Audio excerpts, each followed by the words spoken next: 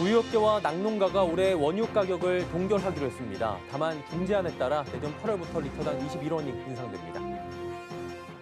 정부가 올해 세법 개정안을 발표했습니다. 예고됐던 대로 부동산 시장에서의 조세 회피 수단에 대해 제동이 걸릴 전망입니다.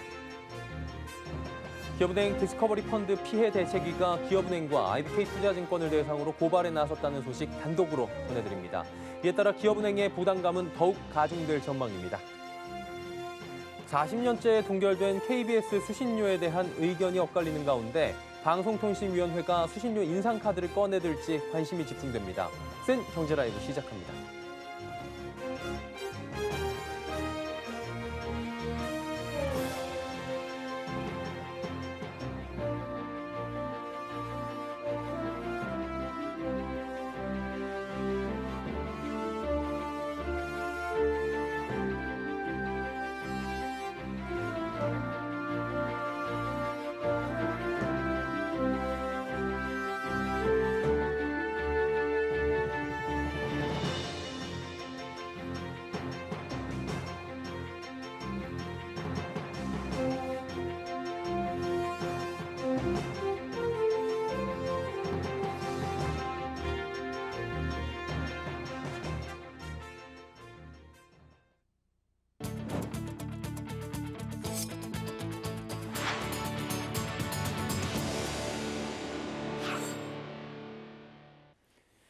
시청자 여러분 안녕하십니까? 센 경제라이브 서정덕입니다. 우유업계와 낙농가가 코로나19에 따른 수요 감소 등을 고려해 올해 원유 가격을 동결키로 했습니다. 22일 우유업계에 따르면 한국유가공협회와 낙농가는 전날 원유 가격 조정을 위한 협상위원회를 열고 올해 가격 동결과 내년 8월 리터당 21원을 인상하는 중재안에 합의했습니다. 원유의 기본 가격은 통계청에서 매년 5월 발표하는 우유 생산비의 10% 범위에서 정해지는데 작년 우유 생산비는 2017년 대비 1.1% 증가해 협상이 필요한 상황이었습니다. 우유업계와 낙농가는 오는 28일 낙농진흥회 이사회에서 합의안을 최종적으로 확정할 예정입니다. 삼성전자가 이재용 부회장이 선임한 변호인 수가 400명 이상이라는 언론 보도에 대해 정면 반박했습니다. 20일 삼성전자는 삼성바이오로직스 회계 사건과 관련 이재용 부회장이 선임한 변호인 수가 400명 이상이라는 의혹을 두고 터무니없이 부풀려진 것이라 밝혔습니다. 삼성 측은 검찰은 무려 19개월 동안 100명 이상을 대상으로 광범위한 수사를 진행해왔다며 수사를 받는 개인이나 기업이 기본권 방어 차원에서 적정하게 선임하였을 것이라 강조했습니다. 또 변호인 선임은 사건 관계자들이 각자 개별적으로 진행했기 때문에 정확한 숫자를 파악하긴 어렵다고 덧붙였습니다. 정부가 올해 세법 개정안을 발표했습니다. 예고했던 대로 법인과 신탁 등 부동산 시장에서 조세를 회피하려는 수단에 대해 전방위적으로 제동을 걸었는데요. 자주택자와 조정 대상 지역에 집을 가진 이주택자도 시세 차익으로 벌어들인 수익을 실현하기는 어렵게 됐습니다. 오늘 발표된 내용은 대부분 내년 6월 1일부터 시행되는데요. 지혜진 기자가 자세히 알아봤습니다. 정부가 2020년 세법 개정안을 발표했습니다. 개정안에 포함된 종합부동산세와 양도소득세 등 부동산과 관련된 세제는 7.10 대책에서 예고했던 대로였습니다. 종부세는 과세표준 구간별로 0.1%에서 0.3%포인트 인상됐습니다. 3주택자 이상과 조정대상 지역 2주택자는 0.6%에서 2.8%포인트 오릅니다. 정부가 이번 개정안에 소득세 과세 표준 10억 원 초과 구간을 신설하면서 양도소득세의 최고세율도 함께 오르게 됐습니다. 양도세 중과율은 조정 대상 지역 다주택자에 한해 10%포인트 올랐습니다. 특히 단기 시세 차익을 노리는 투기 수요를 잡기 위해 2년 미만 보유주택의 양도세율을 크게 올렸습니다. 1년 미만 보유 시 70%, 1년에서 2년 미만 보유 시 60%까지 오릅니다. 주택을 취득할 때부터 보유, 팔 때까지 주택거래 모든 단계에서 고강도 규제가 나오면서 최소한 양도세 퇴로는 열어줘야 한다는 주장도 나옵니다. 매물 잠김 현상에 대한 우려 때문입니다. 하지만 7.10 대책은 거래 활성화를 위한 대책이 아니고 양도세뿐 아니라 보유세 부담도 덩달아 늘어났기 때문에 일정 시점이 지나면 매물을 내놓을 것이란 견해도 있습니다. 710 그 자체는 그냥 뭐 거래에 대한 그런 편의성이나 이런 거를 제공하려는 게 아니라 그냥 주택 가격 상승에 대한 이익을 조세 시스템을 통해서 전방위적으로 회수하겠다는 거였기 때문에 내년 6월 1일로 갈수록 뭔가 710이 좀 영향을 발휘하지 않을까. 절세 수단으로 통용됐던 법인과 신탁도 가로막힙니다. 법인은 6억 원의 기본 공제 소멸에서부터 주택 가격에 상관없이 최대 6%의 종부세율을 부담해야 합니다. 신탁도 마찬가지입니다. 종부세를 피하기 위해 신탁을 동원하는 방법도 내년부턴 막힙니다. 신탁 재산의 납세 의무자를 수탁자에서 물건을 맡긴 위탁자로 변경했기 때문입니다. 서울경제TV 지혜진입니다. 기업은행 디스커버리 펀드 피해 대책위가 기업은행과 IBK투자증권을 공모규제 회피 혐의로 고발할 예정이라 밝혔습니다. 금감원의 기업은행 검사가 마무리되는 대로 관련 내용을 담아 사법부의 판단을 받아보겠다는 방침입니다. 정순영 기자가 단독으로 전해드립니다. 기업은행이 판매한 디스커버리 US 핀테크 글로벌 채권 펀드 내부 판매 자료입니다. 지난 2018년 10월부터 2019년 1월까지 총 7개의 사모펀드로 쪼개 고객들에게 판매되었습니다. IBK투자증권 역시 2018년 10월 11일 전후로 디스커버리 US 단기 글로벌 전문 사모펀드를 2개로 쪼개 판매했습니다. 기업은행 디스커버리 펀드 피해 대책위는 기업은행과 IBK투자증권이 자본시장법상 공모 규제를 회피하기 위해 펀드를 여러 개의 사모펀드로 쪼개 판매한 것이라고 주장했습니다. 사실상 금융당국이 공모 규제 회피로 지목한 DLF와 판박이라는 겁니다. 투자자를 모집할 때 50인 이상의 공모펀드는 엄격한 규제를 적용받게 되는데 이를 회피하기 위해 49인 이하의 가입 기준에 맞춰 동일한 상품을 사모펀드로 쪼개 판매했다는 설명입니다. 실제 기업은행의 경우 매번 동일한 성격의 투자 제안서와 투자 설명서를 각 PB들에게 나눠주고 피해 고객들에게 마케팅 자료로 활용하게 한 것으로 알려졌습니다. 금감원은 최근 기업은행이 해당 사모펀드 상품을 판매하는 과정에서 검증 등의 문제가 없었는지 집중 검사를 진행하고 있습니다. 또 은행과 증권사가 함께 운영하고 있는 복합 점포에서의 고객 인계 과정 역시 들여다보고 있습니다. 검사 결과에 따라 금융당국의 징계와 더불어 대책위의 고발건이 재판으로 이어지면 기업은행의 부담감은 더욱 가중될 것으로 보입니다. 지난달 24일 농협은행은 공모규제 회피에 따른 과징금 20억 원을 부과받은 바 있습니다. 서울경제TV 정순영입니다. 우리 정부의 신속하고 또 효과적인 코로나19 대응으로 시작된 코리아 프리미엄 열풍의 육성 방안을 논의하는 K-프리미엄 살리자 캠페인의 그 두 번째 시간입니다. 한국의 제조업은 전 산업의 부가가치 생산에서 30%를 차지하고 있는데 부가가치율은 30%를 하회하고 있는 수준입니다. 여기에 코로나19로 제조업이 위기에 봉착하며 한국형 스마트 제조가 그 해법으로 제시되고 있다고 합니다. 윤다혜 기자가 전해드립니다. 코로나19로 인한 비대면 활성화와 수출 부진이 제조업의 직격탄으로 이어지고 있습니다. 사태 지속 시 국내 제조업 충격이 불가피할 것으로 보여 장기화 대응이 필요한 가운데 이에 대한 해법으로 스마트 제조가 제시되고 있습니다. 스마트 제조는 제조업의 생산부터 제품 구조가 스마트하게 변화하는 것을 의미하며 궁극적으로는 신제조업으로의 전환을 의미합니다. 빠르게 변화하는 시장 수요에 대응하기 위해서는 스마트 제조가 필요하다는 겁니다. 스마트 제조 혁신이 이뤄지게 되면 기계, 조선, 스마트 그리드, 3D 프린팅, 엔지니어링에서 생산 증가율이 높아질 것으로 예상됩니다. 예전에는 튼튼하고 싸고 이런 제품들이 좋았는데요. 이제는 사람들에게 어떠한 만족을 주느냐라는 서비스나 다른 가치들이 융합이 되는 거잖아요. 그리고 그런 것들을 만들기 위해서 사실은 생산 공정이나 이런 것들이 훨씬 더 유연하게 바뀌어야 되고요. 현재 우리나라 중소제조업체는 총 6만 개로 스마트 공장 도입률은 20%가 안 됩니다. 지난해까지 스마트 공장 11,800개를 구축했으며 2022년까지는 3만 개를 구축할 계획입니다. 스마트 공장을 도입하는데 업체들이 몇 가지 오해를 하고 있습니다. 우선 비용이 비쌀 거라는 인식이 있습니다. 지금은 공장을 통째로 바꾸는 것들만 생각을 하거든요. 왜냐하면은 지금의 목적은 사람을 쫓고 완전히 생산 배치를 바꾸는 것만 생각을 하는데 원래 스마트 팩토리는 이게 퍼즐 모듈형이에요. ABB 같은 업체는 모듈이 조금씩 들어가서 하나씩 바꿔주고 이걸 최적화하는 개념들을 제시를 해요. 또 일자리를 위협받는다는 오해도 있습니다.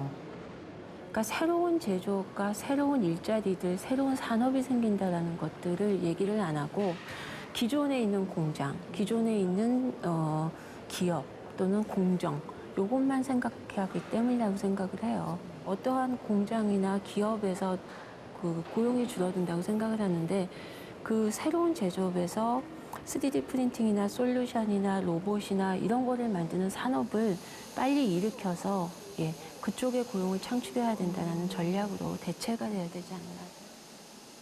스마트 제조업이 활성화하려면 신뢰 자산이 필요하다는 지적입니다. 데이터를 내놓고 활용을 하는 게 다 전체적으로 플러스가 된다라는 이러한 그 전망, 이해 이런 것들이 약간 떨어지고요. 신뢰 자산이 굉장히 부족하기 때문이에요. 내가 이 데이터를 주면은 내 것만 착취당할 수도 있다라는 이러한 것들이 선입견들이 있는데 그거는 사실 오해거든요. 우리나라 제조업은 운영하는 과정에서 제조하는 과정에서의 엄청난 노하우들을 갖고 있기 때문에 그 데이터들을 공유하고 그리고 이게 공정 간에 흘러서 또는 기업 간에 공유가 되어서 훨씬 더 큰 가치를 창출할 수 있다라는 이런 믿음이 필요하고요. 그걸 최근 한국판 뉴딜 정책에서 스마트 전략을 강조하는 등 스마트 제조업 도입 시기가 가속화될 것으로 보입니다. 정부가 정책이 굉장히 적극적으로 가고 스마트 제조 또는 스마트 공장이라고 하는 것들이 얘기가 되면서 작년에 조사를 했을 때 2022년으로 당겨졌는데요.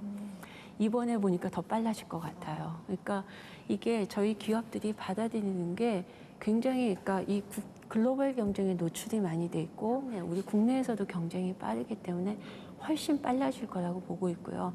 작년에 제조 르네상스라고 해갖고 그 정부가 제조 비전을 제시한 게 있어요. 그 비전이 2030년을 목표로 하고 있습니다. 근데 저희가 보기에는 이게 2025년도 가능할 것 같아요. 서울경제TV 윤다입니다. 라이프 시어터 메가박스가 국내 최초로 돌비 시네마를 열었습니다. 돌비 시네마는 돌비의 첨단 영상 기술과 음향 기술이 적용된 차세대 프리미엄 영화관인데요.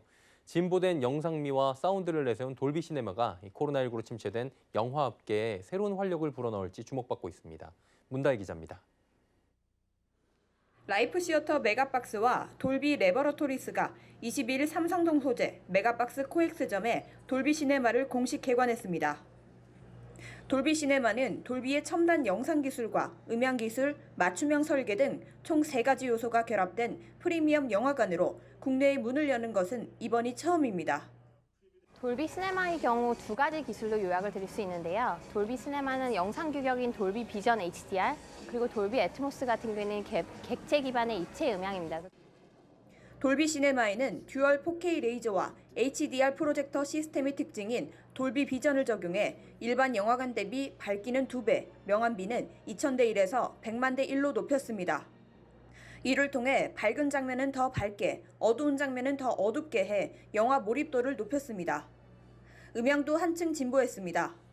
일반적인 영화관이 10여 개의 스피커를 설치하는 것과 달리 돌비 애트모스는 최대 64개의 스피커를 설치해 3차원적인 음향을 구현하고 더 강한 몰입감을 제공합니다.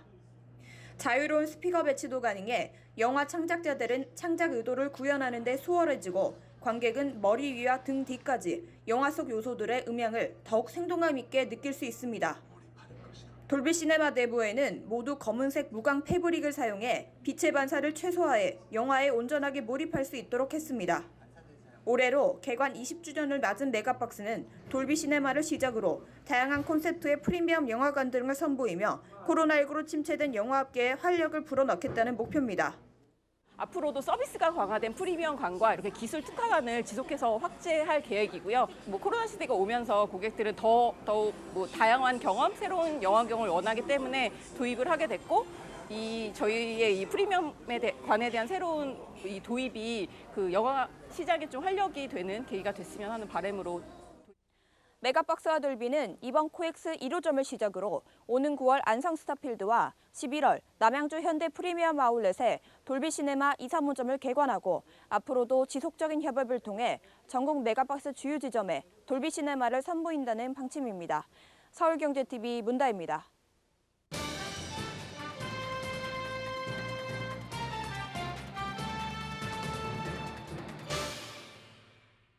한상혁 방송통신위원장 후보자는 최근 국회에서 열린 인사청문회에서 KBS 수신료 인상 필요성에 동의한다고 밝혀 KBS 수신료 인상이 다시 논란이 되고 있습니다. 40년째 동결 중인 KBS 수신료에 대한 의견 등이 엇갈리고 있는 가운데 공영방송의 경영난이 심해지며 이 방통위가 수신료 인상 카드를 꺼낼지 관심이 집중되고 있습니다. 윤다혜 기자와 좀 알아보도록 하겠습니다. 안녕하세요. 네, 안녕하세요. KBS 수신료 인상 얘기가 나온 건데 어떻게 나오게 된 겁니까? 네, 지난 20일 열린 인사청문회에서 한상혁 방통위원장 후보자에게 KBS 수신료 인상 문제를 두고 위원들의 질의가 이어졌습니다. 우상호 더불어민주당 의원이 KBS 수신료 인상 필요성 질의에 한상혁 방통위원장 후보자는 동의한다고 밝혔습니다. 여당 의원들은 KBS 수신료 인상의 필요성을 촉구했고 KBS 수신료를 인상하는 대신 광고를 줄여 타방송으로 광고 매출을 옮기는 선순환 구조를 만들어야 한다고 주장했습니다. 반면 야권에서는 오보를 내보내는 KBS가 수신료를 올리는 게 과연 맞느냐는 비판이 커지고 있습니다. KBS는 채널A 이동재 전기자와 한동훈 검사장의 공모 정황이 확인됐다고 보도한 지 하루 만에 오보임을 인정하고 사과했지만 공영방송이 정치 공작에 앞장섰다는 비판은 피하지 못했습니다. 그리고 보니까 KBS가 40년째 수신료 동결이다라고 하더라고요. 네, 그렇습니다. KBS의 가구당 수신료는 월 2,500원으로 40년간 동일한 요금이 유지되고 있습니다. KBS가 수신료 비율이 높았던 때가 있었습니다. 1994년 10월 KBS 1TV 광고 폐지와 함께 수신료와 전기료를 합산 징수하면서 재원구조에서 수신료가 차지하는 비율이 높아졌습니다. 하지만 그때만 올라가고 수신료가 올라가지 않았기에 현재도 광고가 차지하는 비중은 꽤 높은 편입니다. 그래서 KBS는 고심 끝에 수신료 현실화 카드를 경영혁신안에 포함했습니다. 양승동 KBS 사장이 KBS가 공영방송이 되려면 수신료 비중이 전체 재원의 70% 이상이 돼야 한다며 수신료 현실화 입장을 밝혔습니다. 현재 KBS 수신료 비중은 45%이며 연 1,000억대 적자에 시달리고 있습니다. 수신료 인상 문제는 MBC가 먼저 포문을 열었습니다. 박성재 MBC 사장은 지난 5월 MBC도 수신료 등 공적 재원을 통한 지원을 받아야 한다고 주장했습니다. MBC가 언급한 것은 처음 있는 일이라서 이 내용이 화제가 되었고 결국은 신호탄을 쏘아 올린 셈이 되었습니다. MBC도 연 1,000억대의 적자에 시달리고 있습니다. EBS는 수신료 월 2,500원 중 70원을 가져가고 있는데 이에 비해 온라인 학습부터 고품질의 다큐멘터리까지 다양한 공익적 기능을 하고 있어 더 지원이 필요하다는 주장입니다. 예, KBS, MBC 좀 전에 들어보니까 연 1,000억 원대 적자가 지금 발생을 하고 있는 건데 공영방송이 힘들어지고 있는 거예요. 점점 힘들어지는 이유는 뭡니까? 네, 공영방송의 수신료 인상을 주장하는 이유는 경영난 때문인데요. 예전에는 방송이 잘 나갔지만 현재는 넷플릭스 등 OTT 또 모바일로 방송을 보느라 텔레비전을 들여놓지 않는 경우도 적지 않습니다. 그러면서 예전과 달리 공영방송들의 위기가 가속화됐습니다. 공영방송은 운영자금을 충당하는 방법으로 상업광고 방송과 콘텐츠 판매, 수신료, 정부 지원금이 있습니다. 여기서 광고 비율이 가장 높은데 이마저도 2040 겨냥하는 광고주들이 공영방송 광고에 관심이 줄었습니다. 그래서 KBS는 수신료 인상이 매우 절박한 상황입니다. 2018년 4월 적자로 전환한 KBS는 지난해 759억 원의 사업 손실을 냈습니다.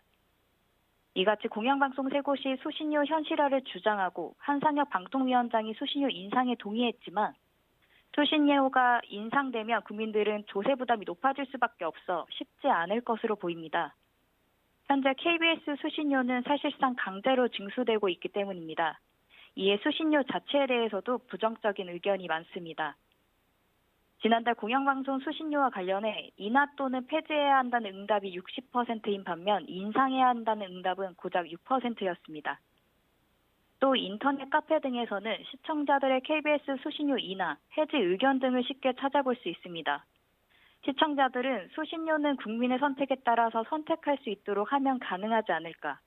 자본으로부터 구속되지 않고 완전한 독립이 가능할 때 언론 본연의 사명에 더욱 충실하지 않을까 등등 수신료 인상을 반대하는 의견 등이 나오고 있습니다. 결국 공영방송이 제 역할을 하려면 수신료를 인상해야 한다는 내용과 공영방송이 제 역할을 하는 모습을 보여줘야 수신료가 인상되는 것이 아니냐는 의견들이 계속 대립하고 있습니다.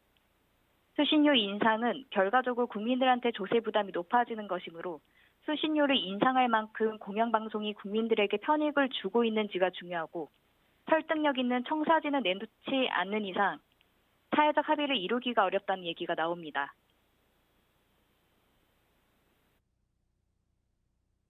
공영방송에 대한 국민들이 다양한 불만이 있잖아요. 네네. 그런 것들이 어느 정도 해소될 수 있는 방안 같은 것들이 함께 나오지 않으면 이제 사실 수신료 인상이라는 게 많은 사람들의 지지를 얻기는 쉽지가 않죠. 그래서 이제 수신료 인상의 어떤 기대 효과라든지 공영방송이 어떻게 바뀌어 나갈 것이라든지 이런 것들이 좀 설득력 있는 청사진이 나와야만 좀 수신료 인상의 동력을 얻을 수 있지 않을까. 예, 한상혁 방송통신위원장 후보자가 연임 자격 검증을 받게 되며 KBS 수신료 인상 등 공영방송 구하기 위한 정책을 내놓을지 지금 관심이 모아지고 있는 상황인 겁니다. 지금까지 윤다혜 기자와 함께했습니다. 오늘 말씀 잘 들었습니다. 네, 감사합니다.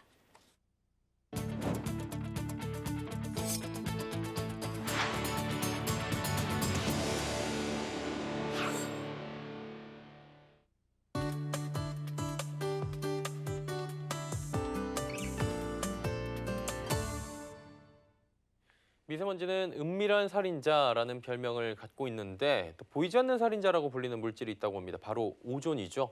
많은 사람들은 당장 미세먼지처럼 보이지 않아 오존의 심각성을 잘 모르는데 과학자들 사이에서는 미세먼지보다 훨씬 더 해로운 대기 오염 물질이라고 알려져 있습니다. 자, 그래서 오늘은 오존에 관한 이야기 해보도록 할 거고요. 오늘도 K외도의 반기성 센터장과 함께하도록 하겠습니다. 어서 오세요. 네, 안녕하세요. 예. 오존이 자외선 막아줘가지고 좋은 것도 있다. 예전에 학창 시절에 이런 것도 배웠던 것 같은데요. 아, 네, 그렇습니다. 예. 오존은 두 가지 형태로 이제 존재를 합니다. 네네. 지구상에 하나는 성층권 높이에 거기에 위치한 오존층이 있고요. 예. 다른 하나는 지표면이죠. 땅 근처에 만들어진 오존이 있습니다. 이제 말씀하신 오존은 성층권 오존을 말하는 것이죠. 태양으로부터는 자외선을 막아주는 아주 착한 일을 하고 있습니다. 그러나 지표면에 생기는 오존은 인체라든가 농작물 생태계에 악영향을 미칩니다. 그래서 우리나라를 포함한 세계 각국은 오존을 규제 대상 대기 오염물질로 규정하고 있고요. 또 농도 개선을 위해서 아주 노력하고 있습니다. 그럼에도 불구하고 우리나라 오존 농도의 장기 추세를 보면은 초미세먼지와는 다르게 대도시와 산업도시를 중심으로 꾸준히 나빠지고 있어요. 예. 굉장히 심각해지고 있는 그런 실정입니다. 우리가 학창 시절에 배웠던 거는 그 대기 쪽에 있는 성층권에 대한 오존이었고 지표면 오존이 나쁜 거라 그러는 건데 그럼 지표면에 있는 오존은 어떻게 만들어집니까? 이게 이제 1943년에 예. 그때 미국 로스앤젤레스의 시민들이 누런 하늘과 기침 또 눈쓰라림 사람들이 이유를 알 수 없는 그런 현상이 벌어졌어요. 그래서 네네. 많은 사람들이 고통을 받습니다. 그래서 왜 이런 일이 일어났는지 연구하던 하겐 슈미트라는 학자가 9년 후에 오랜 동안 연구를 한 거죠. 그래서 비로소 이게 자동차에서 나오는 불완전한 연소 물질이 태양빛과의 광화학 반응으로 만들어졌다는 걸 밝힙니다. 이게 오존이 뭐냐면요. 자동차나 트럭, 비행기, 화물선에서 배출되는 일산화탄소나 질소산화물, 탄화수소가 따뜻한 온도 또 햇빛에 의해서 화학적 반응을 거쳐서 만들어지는 것이 가장 큽니다. 그 양이. 예. 그다음에 번개칠 때라든가 또 토양, 식물이 내뿜는 휘발성 물질에서 자연적으로도 만들어지기도 합니다. 예를 들어서 소나무의 냄새를 유발하는 테테르펜은 화학 반응을 통해서 오존이 되는 탄화수소이기도 합니다. 오존은 온실가스로서 지구 온난화의 원인 물질이기도 하지만은 이산화탄소나 메탄과 달리 독성이 있습니다. 다만 온실가스는 대기 중에 머무는 시간이 굉장히 길죠. 그러나 오존은 수명이 매우 짧다는 그런 특징이 있습니다. 네. 지금도 여름이고요. 여름 되면 이제 폭염주의보, 건강에 주의하세요 이런 거 오고 그다음에 자외선주의보 오는데 오존주의보도 엄청 오거든요. 여름에 오존이 더 많이 발생하나 봐요. 아, 그렇죠. 지금 지구 온난화로 여름은 이제 점점 더 더워지고 있지 않습니까? 그러니까 불행하게도 오존은 이렇게 더워질수록 햇빛이 또 강할수록 더 잘 만들어져요. 뜨거운 여름과 강한 햇빛이 만들기 때문에 여름이 오존 농도가 가장 높은 계절이 됩니다. 예. 오존주의보 발령 횟수를 보면은 작년 오존주의보 발령 횟수가 489회로 1995년 오존 경보 제도가 도입된 후 가장 많이 발생을 했습니다. 2015년에 비해서도 3배 이상 늘어났어요. 몇 년 만에. 예. 미세먼지는 매년 줄어들고 있는데 오존만은 매년 늘어나고 있는 형편입니다. 환경과학원 관계자는 오존은 낮 기온이 오르고 햇볕이 강하면 농도가 높아지기 때문에 앞으로 점점 더 심해질 것이라고 예측을 했는데요. 뭐 올여름 같은 경우도 역대급 더위가 예상되고 있지 예. 않습니까? 그렇기 때문에 오존 농도도 상당히 높아질 가능성이 높습니다. 예, 이 오존이라는 게 사람 건강에도 문제를 주긴 하는데 경제적으로도 큰 피해를 준다라는 얘기가 있더라고요. 아까도 말씀하셨지만 오존을 갖다 부르지 우리가 보이지 않는 살인자다. 그렇죠. 이렇게 얘기하지 않습니까? 네네네네. 근데 이게 왜 그러냐? 미세먼지는 입자예요. 그러니까 보이거든요. 그런데 오존은 가스 물질이기 때문에 보이질 않아요. 그 보이지 않는데 사람을 죽이거든요. 예. 이게 이제 사람들은 눈에 전혀 보이지 않다 보니까 무시하는 경향이 있어요. 근데 미국 매사추세츠 공과대학의 연구에 의하면 미국에서만 오존으로 인한 사망자가 매년 최대 19,000명 정도가 된다고 해요. 네. 또한 오존이 주로 피해를 주는 것이 농업인데요. 우리나라에서는 아직 오존과 농업에 관한 연구가 좀 미흡하지만 미국에서는 굉장히 연구가 많습니다. 논문도 많고. 예를 들어서 미국 중대서양 연안지에 감자를 키우는 농부들은 오존이 농작물을 죽이기 때문에 질이 좋은 감자칩을 만들어내는 르치퍼 감자를 재배하는 것을 포기해야만 했습니다. 감자만 아니라 콩이나 땅콩과 같은 종류도 오존에 아주 매우 민감한데요. 연구에 의하면 콩이 높은 오존에 노출이 되면 수확량이 10% 정도 감소한다고 합니다. 네. 그리고 이 고급 시가의 포장재를 만드는 담배 종류는 오존이 그것을 갖다 다 죽여버리기 때문에 더 이상 재배하기가 어렵다고 하죠. 그래서 이런 다양한 농작물 피해액이 전 세계적으로 매년 84조 원 정도가 된다고 합니다. 예. 오존이 경제적으로 피해를 주는 규모가 생각보다 굉장히 크네요. 자, 그럼 마지막으로 이제 여름철이잖아요. 네. 오존을 좀 피해봐야 될 것 같은데 안 좋으면 방법이 있나요? 사실 미세먼지는 우리는 마스크로 예. 막지 않습니까? 그런데 그쵸. 오존은 막을 방법이 없나요? 없습니다. 가스이기 슬픈데요. 때문에. 예. 네. 그래서 오존이 많은 시간이나 장소는 피하는 것이 좋습니다. 오존은 기온이 가장 높이 오르는 시간에 농도가 가장 높아지거든요. 오후 2시에서 5시 사이 이때는 대개 오존주의보가 발령되는 시간이기 때문에 오후에 외출은 가급적 자제하는 것이 가장 좋고요. 또 자동차 배기가스가 많이 나오는 교통정체구역, 또 공기가 잘 통하지 않는 빌딩 밀집 지역 이런 곳은 피하는 것이 좋습니다. 기상청에서 알려주는 대로 움직이는 게 여름에는 가장 좋다, 건강에. 네네. 이렇게 정리하도록 하겠습니다. 오늘은 보이지 않는 살인자 오존에 대한 이야기 나눠봤고요. K외도의 반기성 센터장과 함께했습니다. 고맙습니다. 네, 감사합니다.